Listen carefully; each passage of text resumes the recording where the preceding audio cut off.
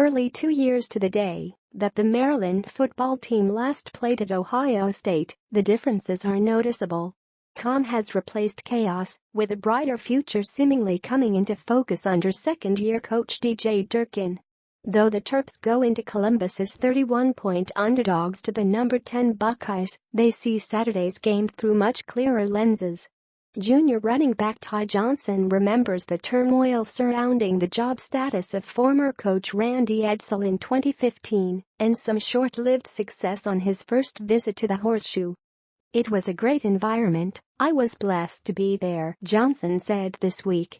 "I guess they didn't really expect Maryland to come in and keep up with them. I remember a fan saying, 'Oh, you're trying to help your coach out today?'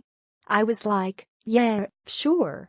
Competitive for more than a half and tied at 21 with the nation's number 1 ranked team early in the second half, Maryland eventually succumbed, 49-28. It was to be the last game Edsall, then in his 5th year in College Park, coached at Maryland. 2 days later, he was fired, leading to Durkin's hiring after the season. Maryland football 2017 photos. Browse photos from the Terps football team's 2017 season. Junior DJ Moore, who will come into Saturday's game as the Big Ten's leading receiver, showed his promise that afternoon.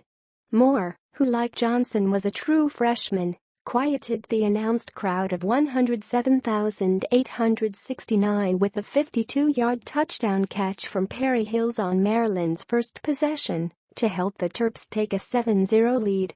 They would fall behind 21-7.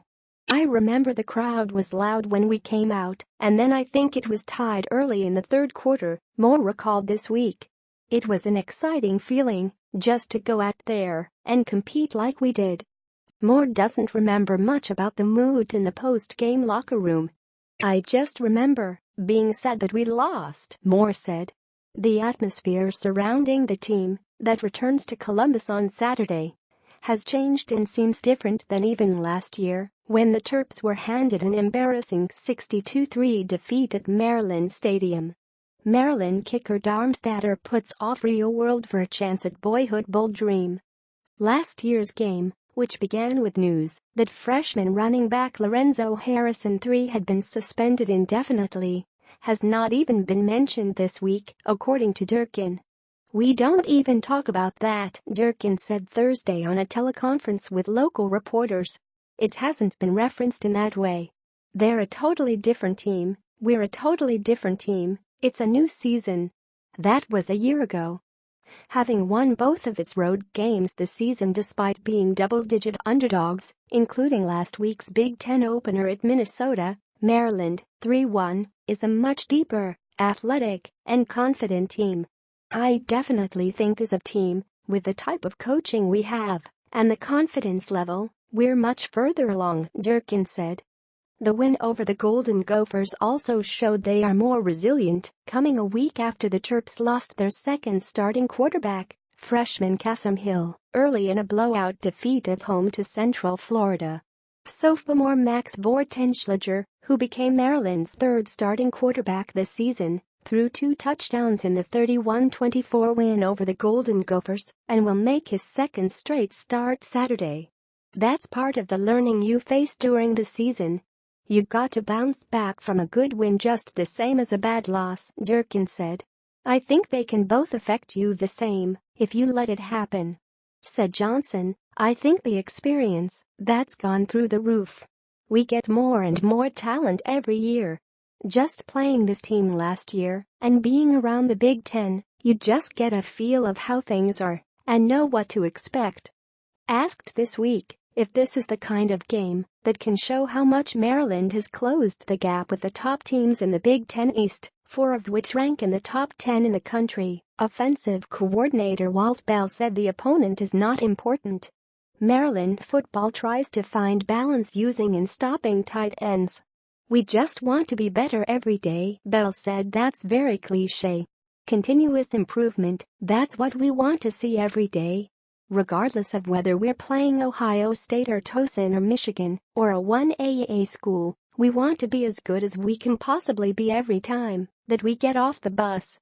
I don't think it necessarily means a certain team or a certain score. Trust me, I'll be plenty upset if we lose by 1, regardless of however many we lost to them by last year. We're going up there to do one thing, and that's play our best and go win a football game. In terms of closing the gap, we have to be as good as we can be on Saturday." Ohio State coach Urban Meyer, who as a first-time head coach at Bowling Green helped launch Durkin's coaching career by hiring him to be a graduate assistant at his alma mater, said during his weekly press conference that he's not surprised to see Maryland's improvement. "I think of all the guys I've had, he's one of the top 2 or 3 I've ever had on my staff," Meyer said of Durkin, who also worked for him at Florida. "I just got done watching special teams. It's a typical well-coached team where the guys go as hard as they possibly can." Johnson, whose 34-yard touchdown proved to be the game winner in last Saturday's win at Minnesota, said the Terps are much better equipped to face the kind of adversity they expect at Ohio Stadium.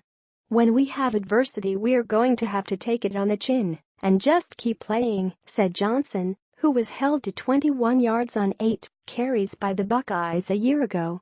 "It's going to be loud. You just have to pay attention to the coaches, pay attention to what's going on the field and play."